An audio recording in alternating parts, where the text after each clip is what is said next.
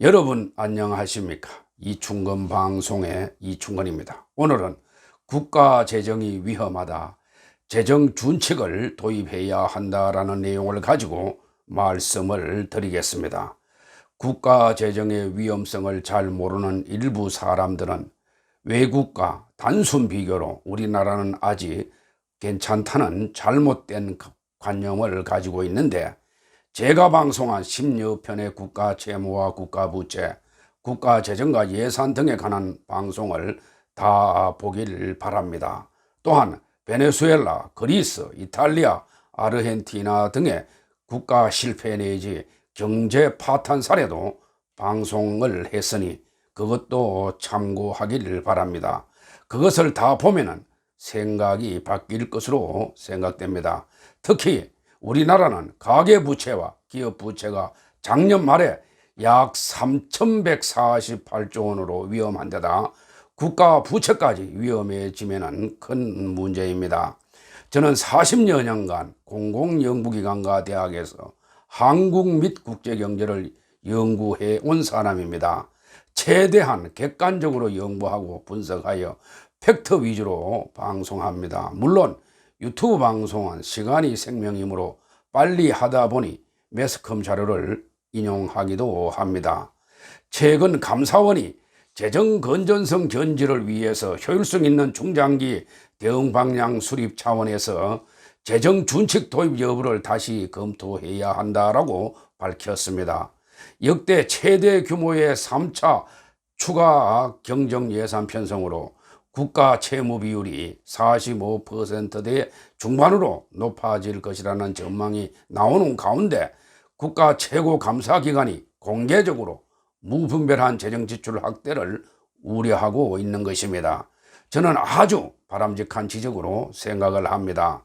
감사원은 6월 1일 발표한 중장기 국가재정 운영 및 관리 실태 감사 보고서에서 기획재정부는 2020년 실시 예정인 2065년 장기 재정 전망 시에 재정 준칙 도입 여부를 검토하는 등 향후 정책 대응 방향을 수립할 필요가 있다며 이같이 밝혔습니다. 올해 말까지 국가 채무 규모를 법으로 정해서 이를 넘지 못하도록 하는 재정 준칙을 마련할 필요가 있다는 것입니다. 문재인 대통령은 6월 2일 열린 비상경제회의에서 3차 추경까지 더하더라도 우리나라 채무 비율 증가폭은 다른 주요 국가들에 비해서 훨씬 작다라고 했는데 결코 소홀히 접근해서는 안 될 일입니다. 문 대통령은 5년 전 야당 대표 시절인 2015년 9월 9일 국가 채무가 40%를 넘기려고 예상되자 국가가 위험해진다며 강하게 공격을 했습니다. 그 당시 민주당에서도 같은 생각이었습니다. 입장이 바뀌니 태도가 급변했습니다. 소규모 개방경제로 분류되는 우리나라에서 재정 건전성의 중요성은 다른 나라에 비해서 훨씬 더 큽니다. 이런 때에 감사원이 중장기 국가재정 운영관리 실태 감사 보고서에서 재정 준칙 도입 여부를 검토해야 한다고 밝힌 것은 시적절한 지적입니다. 이는 성장률 하락과 저출산 고령화 등 인구구조 변화로 정부의 5년 전 예상보다 빠르게 국가 채무 비율이 높아질 것이라는 분석에 따른 것입니다. 게다가 최근에는 국제결제은행 즉 BIS가 지적한 바와 같이 전 세계 주요 국가 43개 국가 중에서 가계와 기업 부채 증가 속도가 세계 4위 수준으로 가파르게 증가하고 있습니다. 코로나19 사태로 정부가 재정 지출을 늘려야 할 필요성은 인정되지만은 문제는 효율성과 관리 능력입니다. 정부가 6월 1일 발표한 올해 하반기 경제정책 방향만 보더라도 재정 지출을 늘리는 방안은 가득한데 나라 곳간을 채울 대책은 부족합니다. 이런 판국에 정치권은 끊임없이 포퓰리즘 유혹에 흔들리는 만큼 아예 법으로 안정장치를 두는 것이 필요합니다. 정부와 여당은 감사원 권고를 무겁게 받아들이기 바랍니다. 지금의 대통령이나 여당도 야당 시절 강조했던 것입니다. 감사원이 정부의 재정 준칙 도입을 권고한 것은 코로나19 사태와 맞물려 재정 건전성이 더 악화될 수 있다는 판단에 따른 것입니다. 특히 감사원은 우리나라의 국가 채무 비율이 해외 주요국보다 낮지만은 국가 채무 비율이 낮은 경우에도 재정 위기를 겪은 국가들이 있는 점 등을 고려할 때 국가 채무 비율의 국제 비교만으로 중장기 재정 건전성을 낙관하기 어려운 측면이 있다고도 지적했습니다. 맞는 말입니다. 감사원은 이어서 정부는 코로나19 이후 경제 역동성 회복을 위한 재정의 적극적 역할을 견제할 필요가 있다고 보고 있으나 장래 인구 구조, 성장률 등 재정 운용 여건에 대한 우려가 정대하고 있다고도 했습니다. 1997년 외환위기 당시에 기업 도산과 실업 대란에 대응하기 위해서 정부가 재정 지출을 대폭 늘렸습니다. 그 결과 GDP 대비 국가 채무 비율이 1996년 12%에서 1999년 22%로 급등했습니다. 현재 국가 채무 비율 41%대에 비하면 낮은 편이지만 3년 새 10%포인트나 급등한 것은 전례 없는 일이었습니다. 당시 우리 정부는 2003년까지 재정 적자를 없애고 균형 재정을 이루겠다는 목표를 세웠는데 2000년에 목표를 조기 달성했습니다. 정부의 강력한 의지와 IMF의 감시, 세계 경제 화랑이란 삼박자가 맞아 떨어진 덕분이었습니다. 이후 지금까지 한국은 재정에 가난한 세계 최우량 국가에 속하며 국가 신용 등급이 일본보다 더 높은 상태를 유지해 왔습니다. 문재인 정부 3년 만에 상황이 급변했습니다.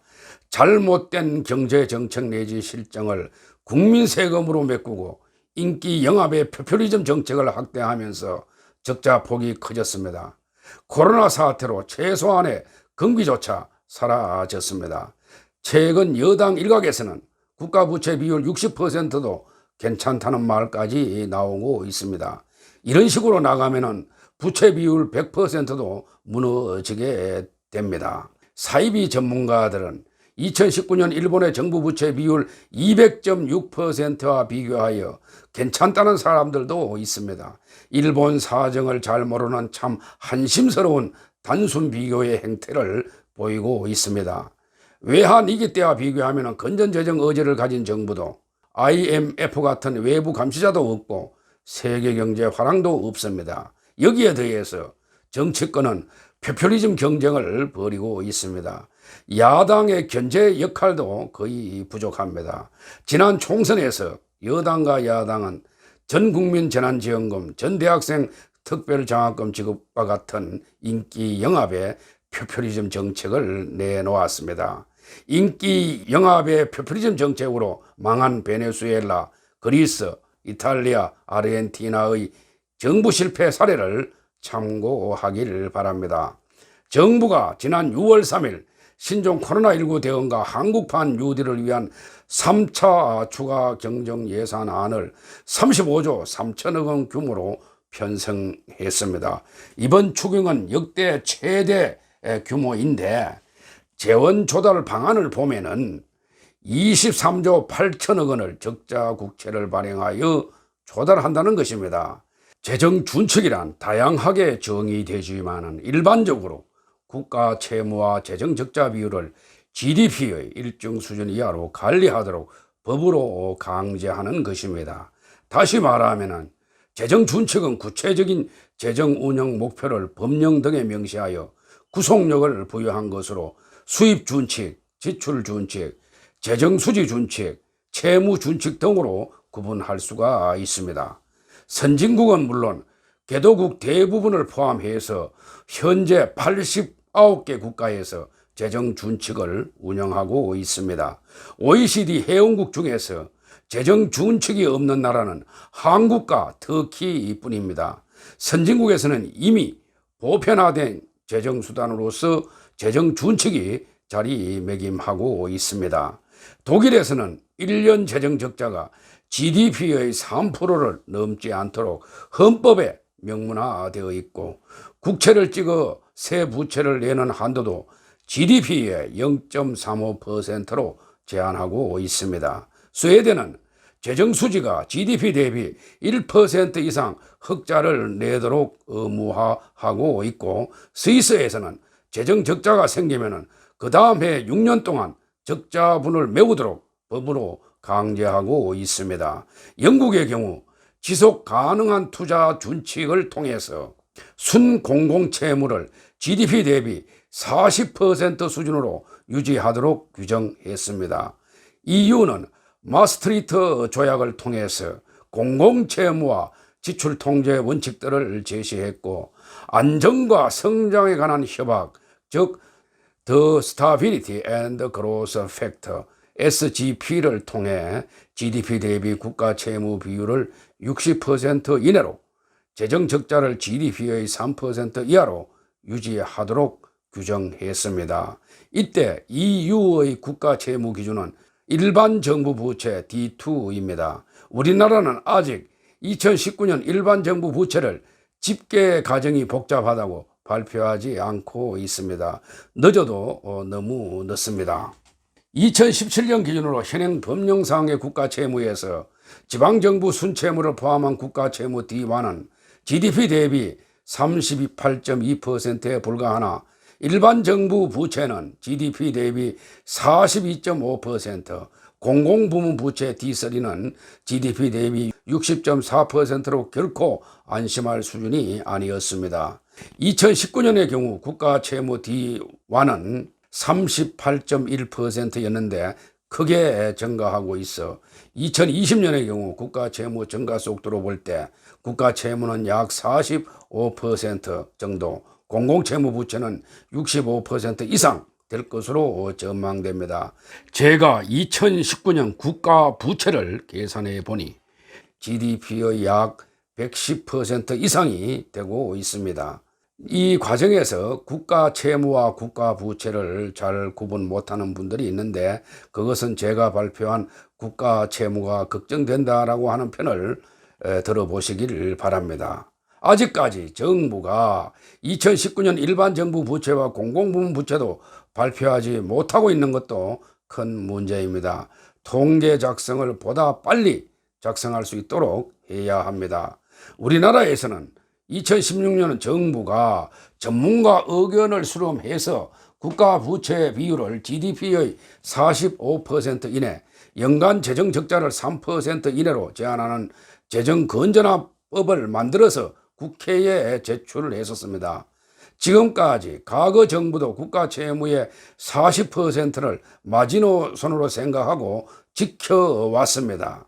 당시 민주당 의원들도 연간 국가 부채 증가액을 GDP의 0.35% 이내로 제한하자는 부채 제한법을 발의했습니다. 하지만 탄핵 사태와 정권 교체로 허지부지 되고 말았습니다. 포퓰리즘 정책을 남발하는 문정부는 이 법을 처리할 가능성이 희박합니다. 그렇다면 야당은 정부가 매년 국회에 보고하는 중장기 국가재정계획에 국가부채 감축 계획을 포함시키도록 해야 합니다. 우리 경제는 가계부채와 기업부채가 약 3,148조나 되어 위험 상태인데 국가 채무까지 위험해지면 큰일입니다. 아무튼 우리나라는 전 세계 주요 국가들과 같이 재정 준칙 제도를 빨리 도입하여 재정 건전성을 유지해야 합니다. 요즘과 같이 코로나19를 핑계로 1년에 적자 국채를 몇 번이고 발행하여 미래 세대에게 부채를 증가시키는 행태를 막아야 합니다. 또한 재정 정보 공개 범위를 넓혀서 국민이나 시민단체들의 감시를 활성화하는 것도 함께 추진돼야 합니다. 오늘은 여기까지입니다. 제 영상이 도움이 되셨으면 동영상 아래 붉은색으로 표시된 구독과 검은색의 손가락 모양인 좋아요를 눌러주시기 바랍니다. 더 좋은 방송으로 보답하겠습니다. 혹시 내용 중 다른 의견을 가진 분들은 댓글을 달아주시기 바랍니다. 성실히 연구하여 답변을 드리겠습니다. 제 영상을 시청해 주셔서 감사합니다.